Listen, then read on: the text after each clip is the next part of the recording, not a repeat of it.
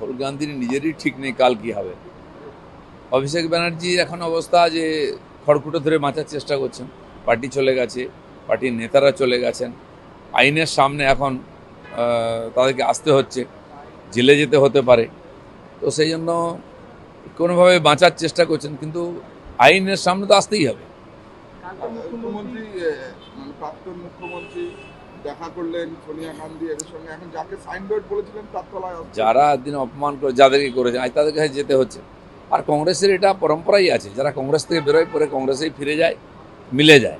অনেক বড় বড় হয় মিটিয়ে গেছে ভিপি সিংয়ের মতো লোকেরা, গুজরাল ইত্যাদির মতো লোকেরা, আর নাহলে শরদ পাওয়ারের মতো তারা মিলে যাচ্ছেন। তো এটাই ভবিতব্য। সে আলাদা থাকুন, একা থাকুন, একসঙ্গে থাকুন, তাতে দেশের কিছু যায় আসে না। আচ্ছা,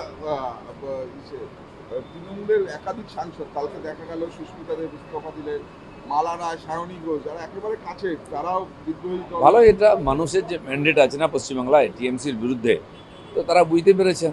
তো মানুষের মতামত পাল্টে গেছে, তো সেই জন্য তারা জনমতের পক্ষেই দাঁড়িয়েছেন। এবার তারা কী করবে সেটা তারা ঠিক করুন। বিধানসভাতেও দেখা যাচ্ছে যে আরো লোক যুক্ত হচ্ছে। আসবে আসবে, ওখানে থেকে কি করবে, পার্টিটাই উঠে গেছে।